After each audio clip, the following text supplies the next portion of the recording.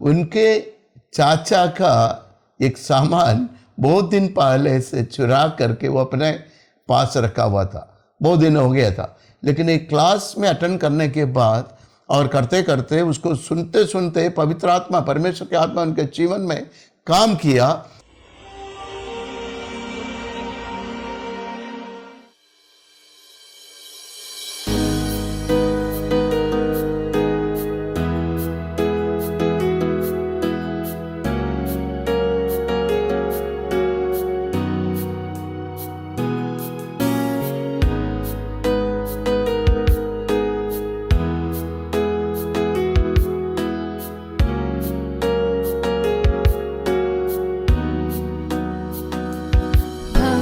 बीच में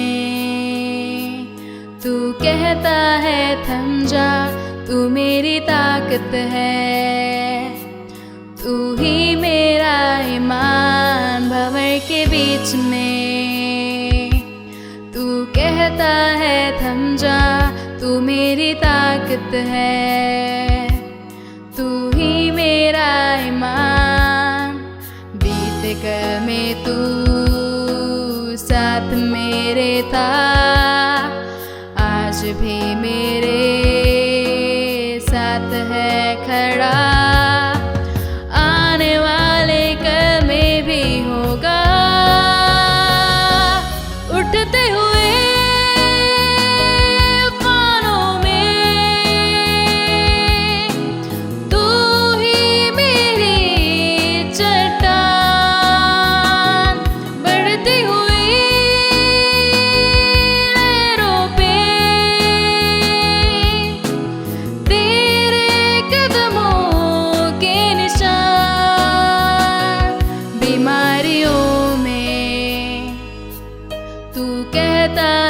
उठ जा यहोवा राफा, तू ही मेरी शिफा। बीमारियों में तू कहता है उठ जा यहोवा राफा, तू ही मेरी शिफा। बीते कल में तू साथ मेरे था, आज भी मेरे साथ है खड़ा। आने वाले कल में भी होगा, उठते हुए तूफानों में तू ही मेरी चट्टान। बढ़ती हुई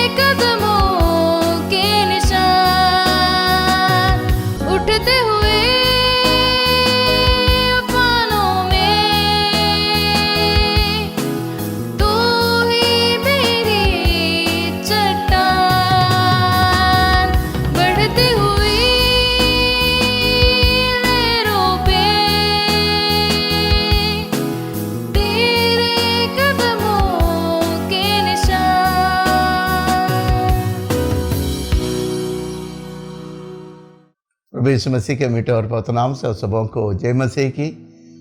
और विशेष करके हमारे संडे को द डे ऑफ पेंटेकोस्ट कहा जाता है, पेंटेकोस्ट का दिन। और इस दिन में विशेष करके हमारे ऑल इंडिया में एक विशेष करके पूरा चर्च मिल करके उसमें बहुत कम ही समय की कैथोलिक्स, प्रोटेस्टेंट, सारे डिनोमिनेशंस एक साथ होकर के प्रार्थना करते हैं। लेकिन इस साल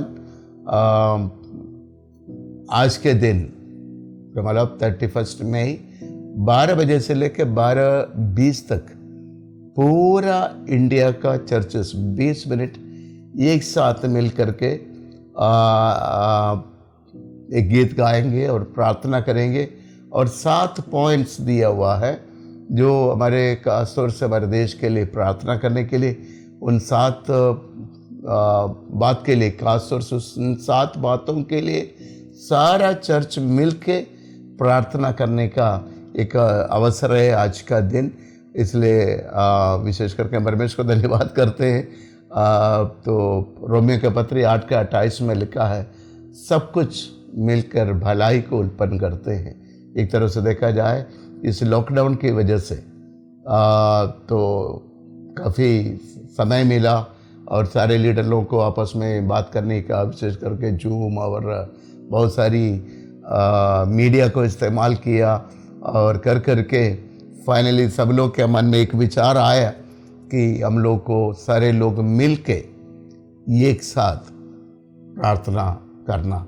ये यूहन्ना 17 अध्याय में हम देखते हैं कि यीशु मसीह की क्रूस पर अपना प्राण देने के पहले का फाइनल इंटरसेसरी प्रेयर, जिसको कहता है आखिर इंटरसेसरी प्रेयर के दिन में यीशु मसीह ने वही प्रार्थना किया। इसलिए मेरा आशा है कि इन दिनों में हम लोग घर में बैठ के, अलग अलग जगह में बैठ के जो किया जा रहा है प्रार्थना, इस देश के लिए महान और अद्भुत कार्य करने जा रहा है। इसलिए प्रभु यीशु मसीह ने कहा, 2 या 3 जन मेरे नाम से जहाँ पर भी इकट्ठे होते हैं वहाँ मैं बस दूंगा। इसका मतलब परमेश्वर की महिमा घर घर से शुरू करना है, घर घर से। इसलिए बोलता है कि समाज की परिवर्तन व्यक्ति से आरंभ करके परिवार में होकर समाज में फैलता है। इसलिए जब तक व्यक्ति में बदलाव ना आए, परिवार में बदलाव ना आए, तो समाज में बदलाव नहीं हो सकता। इसलिए परमेश्वर ने कुछ दिन को इस प्रकार से दिया ताकि हम मसीह लोग सब मिल करके प्रार्थना करने के लिए, परमेश्वर के उस उद्देश्य को पूरा करने के लिए प्रार्थना करने के लिए। दूसरा इतिहास 7:14 के अनुसार, जो मेरा जन अपने आप को नम्र करके अपनी गलती के लिए माफ़ी मांगते हुए जो प्रार्थना करेगा, तब मैं देश को चंगाई करेंगे। ये प्रभु के वायदा है। इसलिए प्रभु इस देश में कुछ भी करना है तो हमारे लोग, प्रभु के लोग, क्योंकि जो कुछ भी करना प्रभु के लोगों के द्वारा परमेश्वर को करना है। इसलिए प्रभु के लोग जब अपने आप नम्र होकर के प्रार्थना करने के लिए तैयार होंगे तो जरूर परमेश्वर इस देश में महान और अद्भुत कार्य करेंगे। जो अभी तक हमारे देश में नहीं देख पाया, वैसे ही बड़ा बड़ा कार्य को हमारे देश में देखने को मिलेगा। इसलिए 31 का प्रार्थना का समय 12 बजे से लेकर 12:20 तक जो बहुत सारी मीडिया में उसके आप लोग को खबर मिल चुके हैं। भी आपसे विनती करेंगे कि उस समय में 12 से 12:20 तक दिए गए नियम के अनुसार हम उस गीत को गा के उन 7 बातों के लिए प्रार्थना करके इस देश की उन्नति के लिए, देश की भलाई के लिए, कलीसिया की उन्नति के लिए प्रार्थना करना हमारा कर्तव्य है। और इसी में सारा चर्च के लोग मिल करके कर रहे हैं। बड़ा सौभाग्य समझते हैं, अच्छा आरंभ को के रूप में समझते हैं और परमेश्वर की आत्मा भिन्न भिन्न तरीके से कार्य कर रहे हैं। उसके लिए परमेश्वर को धन्यवाद देते हैं। और आज मैं आपको उसी पेंतकोस्त का दिन के बारे में बताने के लिए चाहते हैं और इसलिए बड़ी ध्यान से सुनिएगा। और उसमें उस करने के द्वारा, जैसे मैंने पिछले संडे को आपको बताया, उसी प्रकार से हमें मिलने वाले आशीष और पवित्र आत्मा जब हमारे अंदर में आने के बाद होने वाली परिवर्तन के बारे में मैं आपको बताने के लिए चाह रहे हैं, इसलिए आप कृपया ध्यान से सुनिएगा और इधर उधर उठ कर ना जाएं। ध्यान से इन सारी बातों को अगला 20-25 मिनट आप ज़रूर उन बातों को सुनिए, ध्यान से सुनिए, ज़रूर हम आशीषित होंगे। और हम जब तक आशीष नहीं होंगे, हमारा देश आशीषित नहीं होंगे। इसलिए परमेश्वर की योजना पूरा होना है हमारे जीवन के द्वारा, इसलिए हम उसके लिए अपने आप को तैयारी करें, प्रार्थना करें। और पेंतकोस्त का दिन का मतलब इस्राएलियों का इतिहास में देखते हैं तो वहाँ एक बहुत बड़ा परमेश्वर के चमत्कार का कार्य के बारे में हम देखते हैं। और इस्राएलियों के जीवन में परमेश्वर ने खास तौर से एक साल में 3 त्योहार को मनाने के लिए बोला है। उसमें पहला एक ही फसह का त्यौहार, दूसरा है तंबू का त्यौहार, तीसरा है पंचकोटी पर्व बोलते जाते हैं 50th डे का। इसका मतलब 7 वीक्स के बाद 50वां दिन में होने वाली सेलिब्रेशन के बारे में। और पहले के समय में देखा जाए तो ये त्यौहार उस समय मनाना शुरू किया था जो इस्राएल के लोग अपने पाप की वजह से परमेश्वर ने दंडित करके मिस्रीम देश में, इजिप्ट में उनको गुलामी में भेजा। और गुलामी में भेजने के बाद परमेश्वर ने और बाद में उनको छुटकारा देता है। और छुटकारे के समय परमेश्वर ने इस्राएल के इजिप्ट का देश में राजा फिरौन के समय में उन्होंने इस्राएलियों को छोड़ना नहीं चाहा। इसकी वजह से परमेश्वर को उनके बीच में इस तरह का 10 तरह का महामारी को भेजना पड़ा। और उसके बाद राजा ने उनको छोड़ा। वो छोड़ के निकलने वाला उस दिन को हम पासओवर के फसह का दिन कहा करके उसको मनाते हैं। उसके बाद उसकी 50वां दिन में उनको धन्यवाद के रूप में उसको मनाते हैं। और खासतौर से उस दिन में जो नया फसल का दिन भी है, तो नया फसल जब होता है उसको लेके परमेश्वर के भवन में आकर परमेश्वर को धन्यवाद देने की आराधना लोग करते थे। इसलिए 3 और इसलिए इस दिन को देखते समय और एक विशेषता इसमें कि गुलामी से आज़ादी में आने का आनंद को मनाना, और दूसरी तरफ से जो उपज में पहला फसल को, पहला फल को निकालने का समय, उसके लिए परमेश्वर को धन्यवाद देना। इसलिए कई तरीके से इस पर्व को लोग मानते हैं, कई तरह से इसके मतलब है।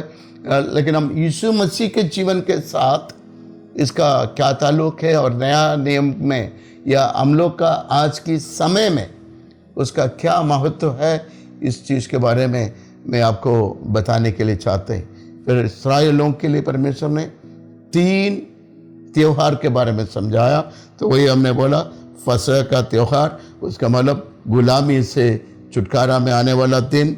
दूसरा है कि तंबू का त्यौहार। तंबू का त्यौहार का मतलब वर्शिप, परमेश्वर की आराधना करने का। तंबू में जाता था, परमेश्वर की आराधना करते थे। और तीसरा 50वां दिन में होने वाले द फेस्टिवल ऑफ हार्वेस्ट। और इसलिए ये 3 बातों को विशेष करके हम यहाँ पर देखते हैं, जिस प्रकार से परमेश्वर ने उनके लिए उस प्रकार का कार्य को करके, कैसे कार्य को किया करके हम वहाँ पर देखते हैं। इसलिए इसका पूरा वर्णन हम निर्गमन की किताब 23वां अध्याय और लेवियन की किताब 23वां अध्याय, दोनों किताबों का 23वां अध्याय में उसका लंबा वर्णन दिया। उसको आधारित करके मैं आपको कुछ बातों को आज बताना और समझाने के लिए चाहते हैं। और परमेश्वर कहता है अगर तुम इन 3 त्योहारों को करेगा, इसका मतलब गुलामी से छुड़ाने के लिए, छुड़ाने का दिन को याद कर कर, और हम परमेश्वर के भवन में आकर के धन्यवाद दे के परमेश्वर के लिए धन्यवाद का बलि चढ़ाने के द्वारा हमारे जीवन में होने वाले आशीषों के बारे में मैं आपको बताने के लिए चाहते हैं। क्योंकि हमारा परमेश्वर में आशीष देने वाला परमेश्वर है। हमारे जीवन को ज्यों का त्यों रखना ये परमेश्वर का उद्देश्य नहीं है।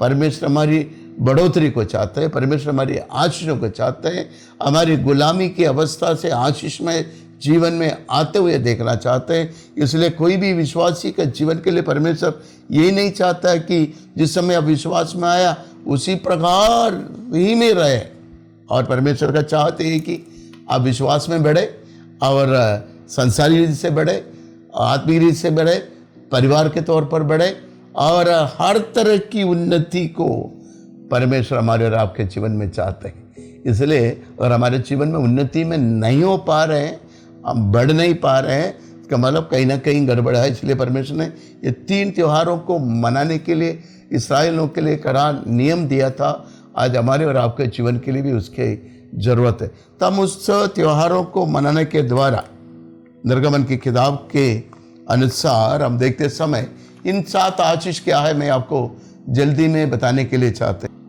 पहला, अब देखते हैं कि मैं एक दूत तेरे आगे आगे भेजता हूं जो मार्ग में तेरी रक्षा करेगा। एक विश्वासी के लिए परमेश्वर कहता है, परमेश्वर एक दूत को हमारे आगे आगे भेजेंगे तो हमारी रक्षा करेगा। और आगे में दूसरा, सचमुच यदि तू उसको माने तो मैं का मतलब परमेश्वर तेरे शत्रुओं का शत्रु और तेरे द्रोहियों का द्रोही बनूंगा। इसका मतलब तुम्हारे शत्रु और द्रोही जो भी तुम्हारे खिलाफ में है, परमेश्वर कहता है तुम्हारी लड़ाई में करूंगा। इसलिए परमेश्वर से मिलकर है, युद्ध यहोवा का, युद्ध परमेश्वर का, उनको दे दो। हमको लड़ने के लिए परमेश्वर हमें नहीं सिखाता है, युद्ध यहोवा का है, परमेश्वर को दो। और तीसरा, और परमेश्वर का मैं तुम्हें बढ़ाएगा। तीसरी आशीष, अब परमेश्वर की व्यवस्था मानने से तीसरी आशीष क्या है, परमेश्वर हमें बढ़ाएगा। चौथा आशीष, मैं तुम्हारे बीमारियों को तुम्हारे बीच में से निकालेगा। इसका मतलब परमेश्वर अपने लोगों को चंगाई देगा, चंगाई देता है। कितने लोग हैं जो प्रार्थना करने के द्वारा चंगाई को पाया। मैं भी दमा का बीमार वाला व्यक्ति था, प्रार्थना करके परमेश्वर ने मुझे चंगाई दिया है। मैं बहुत सारी दवा दिए थे और मेरे नस में मैंने इंजेक्शन लिया और मैंने इनहेलर लेकर के लंबा समय तक जीवन में उसको इस्तेमाल किया। लेकिन एक दिन मैंने आज सुबह के 2 घंटा बैठ के प्रार्थना किया, बोला कि प्रभु मुझे इस बीमारी से चंगाई चाहिए। और परमेश्वर का धन्यवाद है कि उसी दिन, आज से करीब 20 साल पहले, परमेश्वर ने उस बीमारी से मुझे पूरी तरह से आज़ाद किया, छुटकारा दिया। तो परमेश्वर कहता है मैं तुम्हें चंगा करने वाला परमेश्वर है। और 5, तुम्हारे समय के पहले नहीं मरेगा।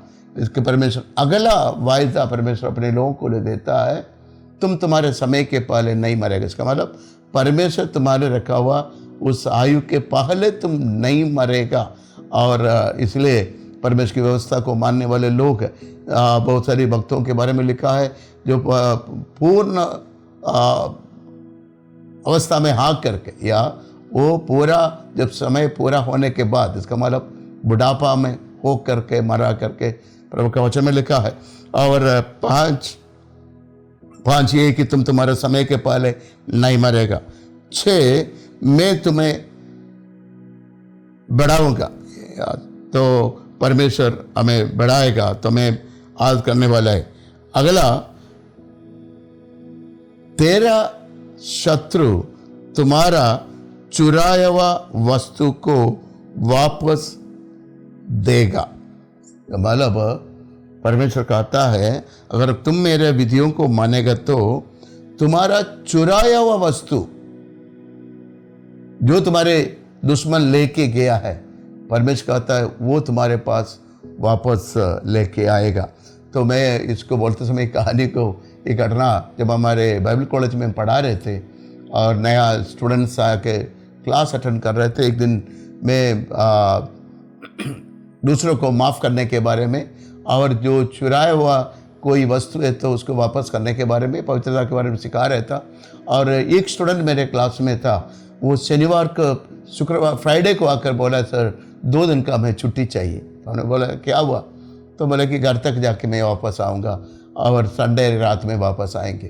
तो मैंने बोला ठीक है जाइए, और उनको छुट्टी दी और वो गया, घर गया और उनके चाचा का एक सामान बहुत दिन पहले से चुरा करके वो अपने पास रखा हुआ था, बहुत दिन हो गया था। लेकिन एक क्लास में अटेंड करने के बाद और करते करते उसको सुनते सुनते पवित्र आत्मा, परमेश्वर की आत्मा उनके जीवन में काम किया, और इसलिए उसने वो पढ़ाई के बीच में 2 दिन का छुट्टी लेके जाके उस चीज़ को उनके चाचा के घर में जाके, चाचा के बीच उनसे फिर बीच में झगड़ा हो गया, बातचीत भी बंद हो गया था, लेकिन उन्होंने इस सामान को लेके चाचा के घर गया।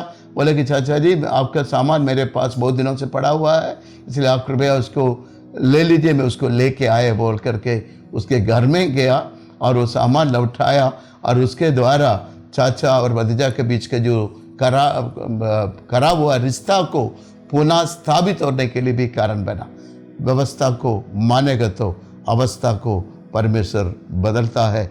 आज वो पूरा समय प्रभु की सेवा करते हैं हम लोग के साथ, इसलिए परमेश्वर को धन्यवाद देते हैं। इसलिए प्रियो, मैं आपको ये इसलिए ये सारी चीज़ों को बता के आ रहे हैं। परमेश्वर का वचन केवल सुनने वाला नहीं, परंतु उसको मानने वाले लोग आशीषित होंगे। और हम आपको ये बताने के लिए चाहते हैं चर्च के अंदर में ये पेंटकोस्त का क्या महत्व है। चर्च के अंदर में पेंटकोस्त का महत्व हम प्रेरितों का काम 2 अध्याय में देखें, वहाँ हम देख सकता है कि और परमेश्वर ने यीशु मसीह जब दुनिया में थे, जिस प्रकार से वायदा किया था, उस वचन को पूरा करके वो उस पवित्र दिन में परमेश्वर की आत्मा दुनिया में उतर आया। इसका मतलब दूसरी तरफ से अगर दिन को देखा जाए, और इस्राएल लोग पेंटेकोस्त का दिन फसह का पर्व के 50वां दिन मनाते थे। यहाँ पर हम वो चीज़ को सेम देख रहे हैं कि यीशु मसीह का जी उठने का ठीक 50वां दिन में वचन को पूरा करते हुए पवित्र आत्मा संसार में उतर आया। इसलिए चर्च के लिए दिन बहुत महत्वपूर्ण दिन है, क्योंकि परमेश्वर का वायदा के अनुसार पवित्र आत्मा मनुष्यों के अगुवाई करने के लिए यहाँ पर उतर आया करके हम देखते हैं। दूसरी तरफ से उसी दिन आप देखते हैं कि जो पेंटेकोस्त के दिन में लोग अपने पहला फसल को काट के उस दिन की आराधना में भवन में लेके आते थे। उस प्रकार से देखा जाए, मृत्यु में से पहले जी उठने वाला प्रभु यीशु मसीह का 50वां दिन को याद करके परमेश्वर ने कलीसिया के लिए वायदा किया हुआ उस वायदा को पूरा करते हुए एक नया काम का आरंभ को हम इस दिन से देखने पाते हैं। और आज हमारे सबके बीच में मदद करने के लिए कौन है? वो पवित्र आत्मा हमारे साथ रह करके हमें मदद करता है। और पवित्र आत्मा का कार्य क्या है? यूहन्ना उसका 16वां अध्याय उसका 8वां पद में लिखा है कि पवित्र आत्मा का काम वो क्या है? सुनिएगा, पवित्र आत्मा का काम क्या है? संसार को पाप और धार्मिकता और न्याय के विषय में बताएगा। तो पवित्र आत्मा का काम मनुष्य के जीवन में पाप, धार्मिकता और न्याय, ये 3 बातों के बारे में मनुष्य को समझाने का। पाप मनुष्य को परमेश्वर से अलग करता है, और उसके बाद धार्मिकता अलग किया गया मनुष्य को परमेश्वर के साथ जोड़ने के लिए। परमेश्वर की धार्मिकता क्या है, हम कैसे धर्मी बन सकता है, वो चीज के बारे में बताते हैं। इसलिए क्या है? यीशु मसीह का लहू हमें सारे पापों को धोकर शुद्ध करता है, हमें अच्छा विवेक देता है कि परमेश्वर के साथ हमारे संबंध होने के लिए। इसलिए पवित्र आत्मा पाप के बारे में हमें चेतावनी देता है, धार्मिकता के बारे में समझाता है, और उस हम धर्मी होकर परमेश्वर के नज़दीक में कैसे आ सकता है उसके बारे में बताता है। तीसरा, हमारे जीवन में अंतिम में होने वाला न्याय के बारे में बताते हैं। इसलिए याद रखना, पवित्र आत्मा का 3 काम है, पाप और धार्मिकता और न्याय के बारे में मनुष्य को समझाता है। यही पवित्र आत्मा का कार्य है। इसलिए यीशु मसीह का जी उठने का 50वां दिन परमेश्वर की आत्मा को वचन के अनुसार संसार में भेजा, जिस दिन को हम पेंतकोस्त का दिन कहते हैं। और उस पवित्र आत्मा का काम खास तौर से 3 है। क्या है? पाप, धार्मिकता और न्याय के बारे में मनुष्य को बताना। जब पवित्र आत्मा हमारे जीवन में आता है, वचन में लिखा है हम नया सृष्टि हो जाता है। कुरिन्थियों के पत्री में लिखा है, देखो पुरानी बातें बीत गई और सब नया हो गए। तो पवित्र आत्मा जब हमारे काम जीवन में आकर के पाप, धार्मिकता और न्याय के बारे में चेतावनी दे के हम उनकी चेतावनी को समझ के जब प्रभु के चरणों में अपने आप को जब समर्पित करता है, तब हम हमारे जीवन में क्या हो जाता है? हम नया सृष्टि बन जाता है। जब हम नया सृष्टि बन जाता है, तब हम परमेश्वर के राज्य में जाने के लिए लायक बन जाता है। इसलिए निकोदेमुस करके एक महाविद्वान आदमी ने यीशु मसीह के पास आके रात के समय में दूसरे लोगों से डर करके रात में आके पूछा, प्रभु हमें स्वर्ग राज्य में जाने के लिए क्या करना? यीशु मसीह ने कहा कि जब तक तुम नया जन्म का अनुभव को नहीं पाएंगे, तब तक तुम स्वर्ग राज्य में नहीं जा सकता। तब उसने पूछा, क्या बूढ़ा होने के बाद फिर से मैं माँ का गर्भों में होकर के फिर से आएगा क्या? ये नया जन्म का अनुभव क्या है? उनको समझ में नहीं आया। यीशु मसीह ने उनको अच्छी तरह समझाया और पाप से पछताव करके और उस चीज़ को छोड़कर प्रभु को अपने जीवन में उद्धारकर्ता ग्रहण करना, वही हमारे जीवन का नया जन्म का अनुभव है। इसलिए मरने के बाद होने वाला पुनर्जन्म नहीं है, और ये हमारे जीवित रहते समय हमारे जीवन में पाने वाला नया अनुभव है। परमेश्वर के साथ हमारे रिश्ता को जोड़ने का अनुभव है, नया जन्म का अनुभव। इसलिए परमेश्वर ने उनको, यीशु मसीह ने उनको बड़ी अच्छी तरह से समझाया और बाद में उन्होंने उस बात को ग्रहण किया करके परमेश्वर के वचन में लिखा है।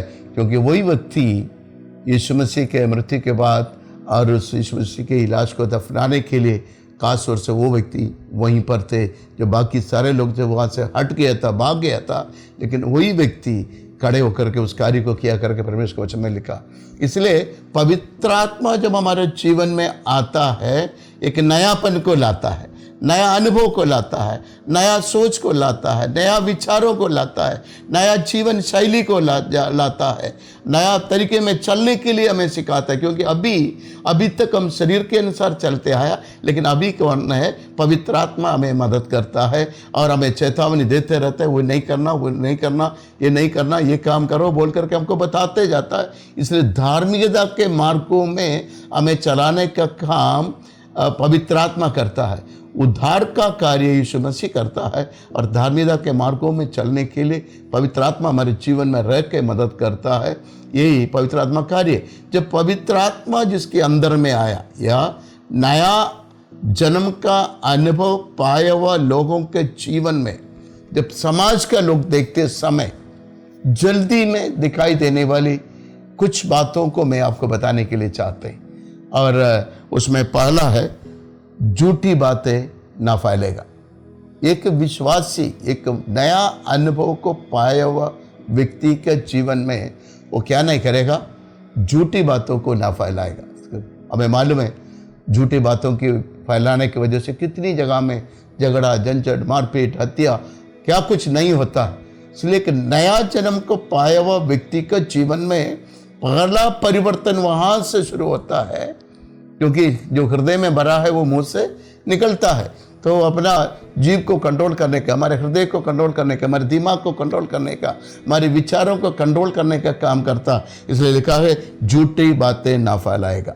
दूसरा, बुराई करने के लिए ना तो बहुतों को पीछा करेगा, न्याय बिगाड़ने के लिए साक्षी देगा। तो बोलता है कि बुराई करने के लिए कुछ नहीं करेगा। और दूसरा, कोई मान लो कि निर्दोष है, लेकिन बाकी लोगों को खुश कराने के लिए, उनके साथ मिलकर उनको दोष लगाने के लिए, वो काम में भी वो शामिल नहीं हो सकता है। इसका मतलब दूसरों को सताने के लिए, दूसरों को कष्ट देने वाला काम में शामिल नहीं हो सकता है। तीसरा, यदि तेरा शत्रु का बैल या गदहा फड़कता हुआ तुझे मिले तो उसे अवश्य उसके स्वामी के पास पहुंचाएगा। तो तीसरी उनके अंदर में ये गुण क्या है? मान लो कि उनकी दुश्मन की गाय या उनकी बच्चे कहीं भड़क गए, आपने उसको देखा, तो आप क्या करेगा? वो दुश्मनी को भूल जाएगा, चाहे उनके बच्चा हो, चाहे उसका गाय हो या बछड़ा हो, बकरी हो, जो भी हो, वो क्या करेगा? आप उसको लेके उसके घर तक पहुंचाएगा। ये कैसे हो सकता है? परिवर्तित मन वाले के जीवन के द्वारा ही संभव हो सकता है। इसलिए परमेश्वर ने कहा कि पुरानी बातें बीत गई, नहीं, सब कुछ नया हो गया, नया विचार, नया सोच। और इस पाने के पाले होता तो और हम क्या करता, अब अपने आप मालूम है कि हम क्या करता। लेकिन एक नया अनुभव में, पेंतकोस्त का अनुभव को पाया हुआ व्यक्ति के जीवन में उसको देख करके खुशी मनाने के ना करके, उनके दुख में दुखी होकर के उनको उसको खोया हुआ आनंद को फिर से दिलाने के लिए उसको घर तक पहुंचाएगा करके वहाँ हम देखते हैं। चौथी बातें, दरिद्र लोगों के मुकदमा में न्याय बिगाड़ने का कोशिश नहीं करेगा।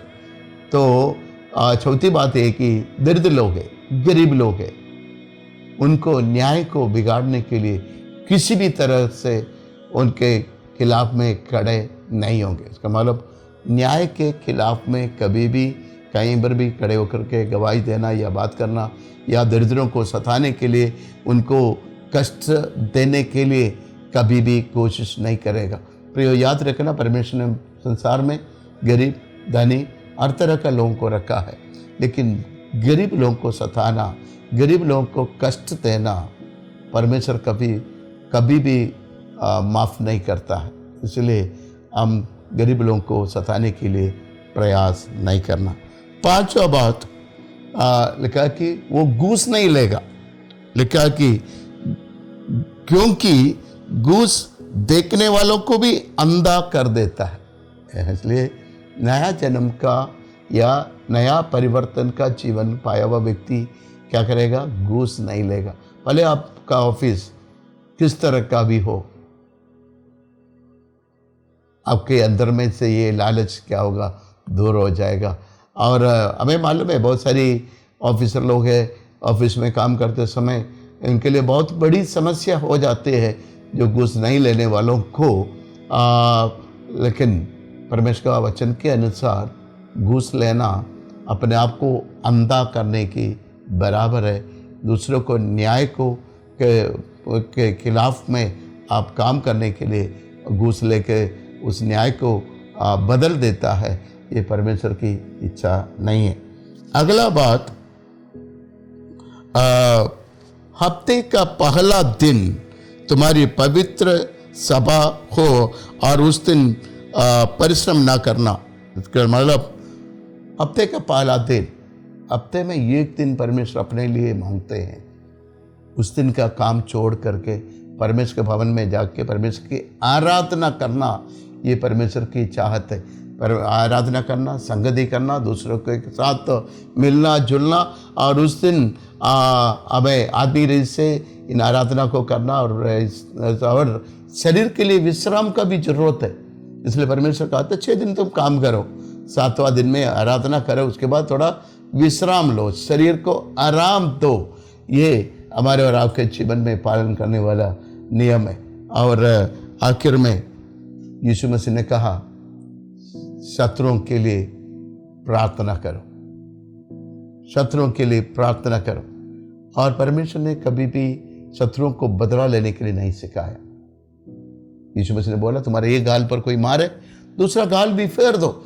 पलट के मारने का परमेश्वर ने हमें नहीं सिखाया, क्योंकि परमेश्वर बोलता है कि पलटा लेना मेरा काम है, मेरे ऊपर छोड़ दो, मैंने तुम्हें चुना है, तुम मेरा बेटा है, इसलिए तुम्हारे बदले में जो काम करना मैं जानता हूँ, मैं उस कार्य को करेगा। इसलिए प्रिय मसीह भाई बहन, हमारे किसी के भी प्रति हमें बदला लेने के लिए नहीं, और हम शत्रुओं के लिए से प्रेम करो, उसके लिए प्रार्थना करो। और यहाँ तक लिखा है, अगर तुम्हारा शत्रु भूखा में हो तो उसको खाना खिलाओ, उसको खिलाने की कोशिश करो। करके परमेश्वर के वचन में हमें सिखाता है। इसलिए नया जन्म का अनुभव जब हमारे जीवन में आने के द्वारा होने वाला अनुभव, हमारे जीवन में होने वाला परिवर्तन के बारे में मैं आपको बता रहे थे। आप प्रियो, इन सारी बातों को आप जरूर सुने, समझे। यहाँ देखा जाए तो यीशु मसीह के मृत्यु के बाद यीशु मसीह के चेले और यीशु मसीह के द्वारा चंगाई पाने वाले लोग, आशीष पाने वाले सारे लोग लॉकडाउन में था। और इन दिनों में कोई भी कहीं पर भी नहीं निकला, प्रचार करने नहीं निकला, कोई काम करने के लिए नहीं निकला, यीशु मसीह के बारे में बताने के लिए कोई नहीं निकला। कंप्लीटली लॉकडाउन था। और 50वां दिन में, और ये लोग क्योंकि उसके पहले 2, 4, 5 इधर उधर करके छोटा छोटा ग्रुप में इकट्ठे होते थे, वो भी बिल्कुल बंद करके बंद कमरा में और छुपे छुपे होता था। और 50वां दिन में वहाँ सबसे ज़्यादा संख्या कहा जा सकता है उतना दिन के अंदर का पहला बड़ा मीटिंग, 120 लोग, वो भी दरवाज़ा बंद करके अंदर में बैठ के प्रार्थना कर रहा था। उस समय परमेश्वर की आत्मा उसके बीच में उतर आए। इसलिए प्रियो, 2020 में मेरे समझ में यीशु मसीह का जी उठने के बाद ये पहली बार है। और उस 50 दिन के बाद की बातों को देखा जाए, दुनिया में पहली बार है कि पूरा दुनिया लॉकडाउन में आ गई। और इस लॉकडाउन के द्वारा हमारे जीवन में क्या होने जा रहा है, क्या हो रहा है। वो 50 दिन की लॉकडाउन के बाद जब पवित्र आत्मा जब उतर आया, वहाँ क्या हुआ, वो लॉकडाउन उन लोगों को एक पेंटेकोस्तर का अनुभव में लेके आया। वो पेंटेकोस्त का अनुभव उस समय क्या था, एक नया आत्मा की शक्ति को प्राप्त किए, नया सामर्थ को पाया, नया अभिषेक को पाया। अभी तक का जितनी डर, जितनी भय उसके अंदर में था, वो सारी चीज से उनको छुटकारा मिला और परमेश्वर का सामर्थ्य से काम करने के लिए निकला। उस 120 लोगों के द्वारा परमेश्वर ने जो कार्य को आरंभ किया, वो काम आज तक दुनिया में चले आ रहे, आज तक उसको रुका नहीं। इस्राएल में आरंभ किया वो छोटा आरंभ आज पूरा दुनिया में फैल गया। कब से शुरू हुआ, जब पवित्र आत्मा का सामर्थ वो लोग जब पाया तब।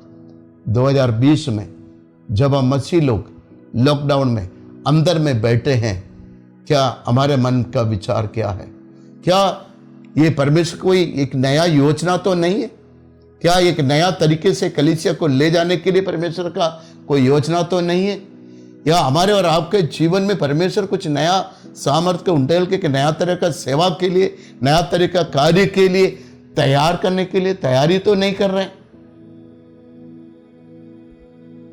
आपका मन की विचार क्या है? इन दिनों में आपकी चाहत क्या है? 120 लोगों के बीच में उतरा हुआ उस परमेश्वर का सामर्थ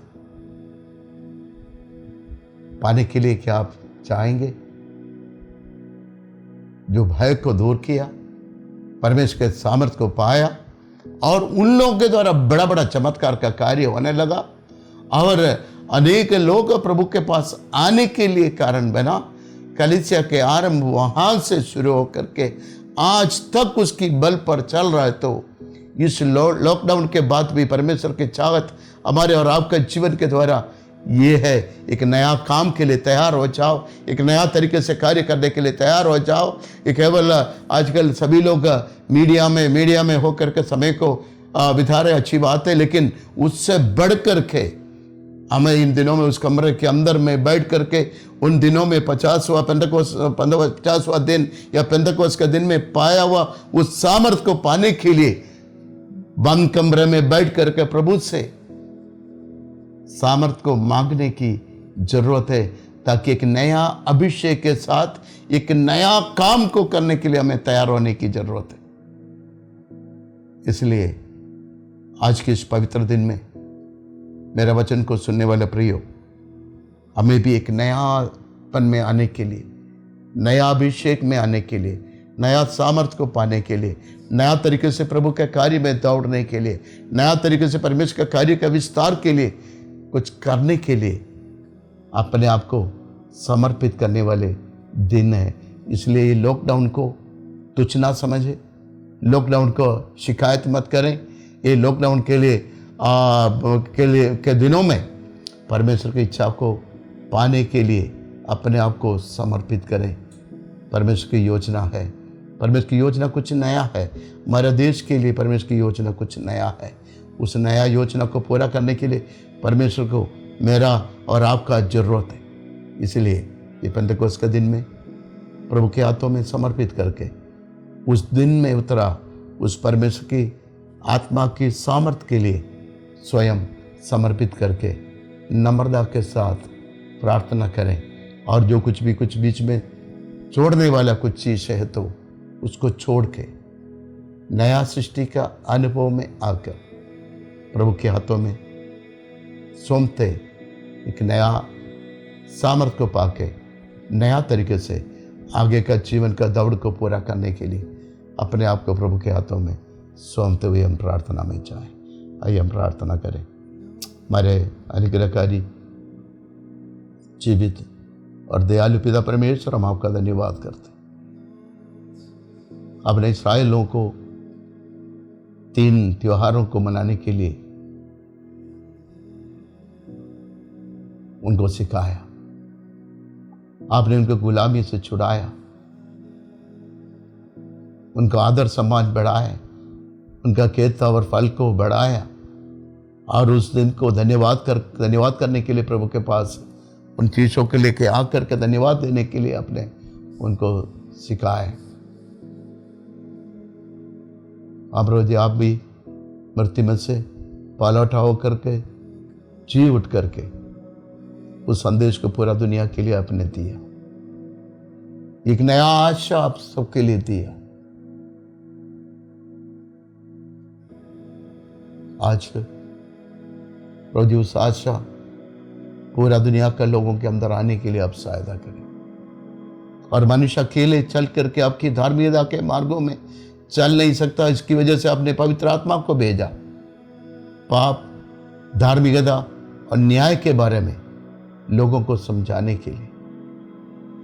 प्रभु आज मेरा वचन सुनने वाले इन अनेक भक्तों के जीवन में भी एक नया काम आप शुरू करें। प्रभु जी, चले लोग आपके साथ में थे, चमत्कार का कार्य को देखा, आपके साथ रोटी खाया, आपके साथ सबके लिए गवाही बनकर रहा, लेकिन मृत्यु का समय तो सब आगे। बाद में उनको पकड़ के लेके आया, फिर उनको समझाया और सब कुछ किया।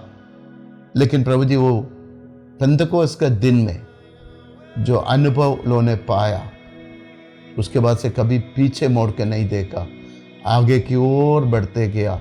उन लोगों के द्वारा आपका राज्य का विस्तार होना शुरू हुआ। इसलिए प्रभु जी, आज इस पेंतेकोस्त के दिन में जितने लोग वचन को सुनते हैं, एक नया काम उनके जीवन में होने के लिए सहायता करें।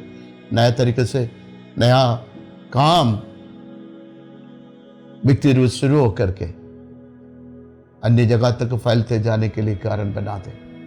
जैसे आपने 120 लोगों के द्वारा पूरा संसार में सुसमाचार को फैलाने के लिए कारण किया, तो आज हमारे भारत में रहने वाला हर एक विश्वासियों को इस प्रकार से अभिषेक से भरे, वो नया सामर्थ्य से भरे, ताकि अनेक लोगों तक ये सुसमाचार को पहुंचा सके, ताकि कोई नाश ना हो परंतु अनंत जीवन पाए। धन्यवाद करते प्रभु जी प्रार्थना सुनने के लिए। हमारे जीवन को, हमारी सुरक्षा सब आपके हाथ में प्रभु। इन सबों को आप संभालें, आपका महिमा के लिए इस्तेमाल करें। धन्यवाद करते प्रार्थना सुनने के लिए। यीशु मसीह के मीठे और पवित्र नाम से मांगते हैं, आमीन आमीन।